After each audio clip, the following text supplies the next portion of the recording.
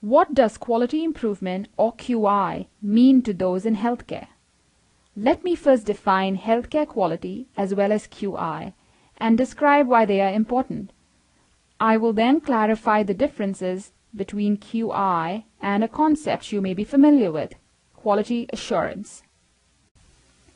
The Institute of Medicine defines healthcare quality as the extent to which health services provided to individuals and patient populations improve desired health outcomes. So what is quality improvement or QI? Here is one definition.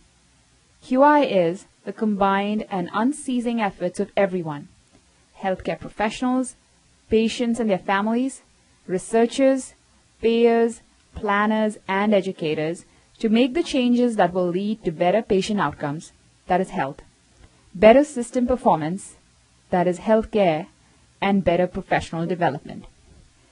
QI refers to various principles, practices, or processes that can be applied to any situation in your work or daily life. The QI process allows us to take a closer look at how things are done and how they could be done better. Here is another definition that captures the concept that QI isn't just a one-time activity. Continuous quality improvement is an ongoing effort to improve products, services, or processes. These efforts can seek incremental improvement over time or breakthrough improvement all at once. QI is a continuous process that starts by identifying opportunities for improvement in our existing systems, figuring out what the underlying problems are, that is the root causes of the problems, finding possible solutions, implementing or putting in place a solution, and then testing it to see if the solution addresses the opportunity for improvement. Poor quality care comes in three forms: overuse, underuse, and misuse. Giving people care they do not need, failing to give people care that we know works, and making mistakes that hurt or kill people. Underuse is failure to provide a healthcare service to a patient when it would have produced a favorable outcome.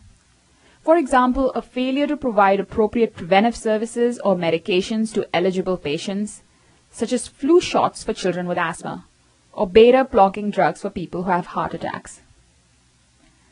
In healthcare, more is not always better. More spending and treatment does not always translate into better patient outcomes and health. Overuse is providing services where the potential for harm exceeds the potential for benefit. Prescribing an antibiotic for a viral infection like a cold is an example of overuse. Harm in this case results from potential adverse effects to the individual from antibiotics and increases in antibiotic resistance in the community. Overuse can also apply to diagnostic tests or surgical procedures.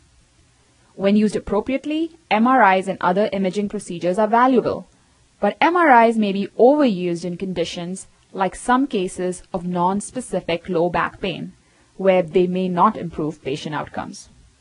Misuse is when an appropriate process of care has been selected, but a preventable complication occurs, and the patient doesn't fully benefit from the treatment. Avoidable complications of surgery or medication use are misuse problems. For example, an avoidable medical error such as prescribing a drug that the patient is known to be allergic to, that then results in the patient having an allergic reaction. Here is a framework that helps us look at healthcare quality. The Institute of Medicine suggests 6 specific aims that a healthcare system must fulfill to deliver high-quality care. First, healthcare must be safe. No one should be harmed by healthcare. Second, healthcare must be effective. It should be evidence-based and avoid underuse or overuse. Third, healthcare should be person and family-centered. People's culture, social context, and specific needs should be considered, and individuals should be actively engaged in making decisions about their own care. Fourth, care should be timely. Waiting that does not provide information or time to heal should be considered a defect in the healthcare system. Fifth, the healthcare system should be efficient and minimize waste and unnecessary cost. And sixth, healthcare should be equitable.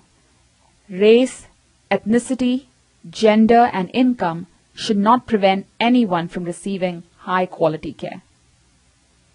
Here is another framework that helps us understand healthcare quality. This framework, the Institute for Healthcare Improvement's triple aim, moves beyond healthcare delivery to what matters in the end: population health outcomes. 3 dimensions need to be pursued simultaneously: improving the patient experience of care, including quality and satisfaction, improving the health of populations, and reducing the per capita cost of healthcare. QI is a highly adaptable process that has been used for decades in many areas outside of healthcare, such as in the military, automobile, and other manufacturing industries, as well as in aviation, education, and in the service industry. For example, total quality management was developed and adopted by the United States Navy in the 1980s to continually improve its operational effectiveness. One tool from total quality management, the PDCA, or Plan, Do, Check, Act cycle, is now frequently used to rapidly and continuously improve healthcare processes. Lean management principles from the Toyota Management System are now used by healthcare organizations all over the world to eliminate non-value adding activities or waste from the point of view of customers, who in healthcare are ultimately the patients we serve. Six Sigma is a set of strategies and tools for process improvement developed by Motorola, now used by healthcare organizations to identify and eliminate defects and errors and reduce variation in care and health outcomes. These QI methods are all means toward the same end: improving processes and systems. You may be familiar with quality assurance, or QA. It is important to understand that QI is quite different from QA. QA looks like this guy. QA is a required activity that inspects to check if services are compliant with a certain set of standards or requirements. It may be reactive, it may be punitive, and its focus is on identifying individuals or organizations who are outliers or bad apples. For example, QA may ask, which staff member failed to convey the abnormal lab value to the physician? Or which individual is responsible for the fact that patients in this clinic have to wait 3 weeks to get in to be seen?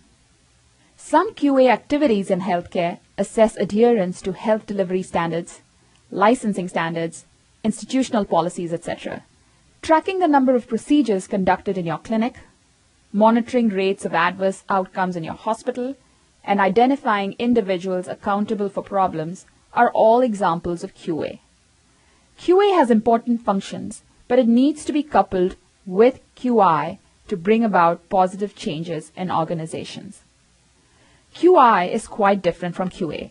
QI goes beyond QA to proactively and continually make health systems work better in the future. QI focuses on processes and systems, not on people. It proactively uses learning to make systems work better and prevent problems from ever occurring. So in the previous example, where there was a defect in communication of an abnormal lab value, a healthcare organization with a culture of quality improvement would ask, what systems can we put in place to make sure that staff members consistently and reliably convey abnormal lab values to providers? Or in the example in which patients experienced long waits to get a clinic appointment, a healthcare organization with a culture of quality improvement would ask, what can we do to increase the efficiency of our clinic appointment systems so that patients are able to see their providers on the same day if needed? QI focuses on measuring where you are and identifying ways to make things better. QI does not focus on blame and shame. It instead focuses on creating systems to prevent problems from ever happening in the first place.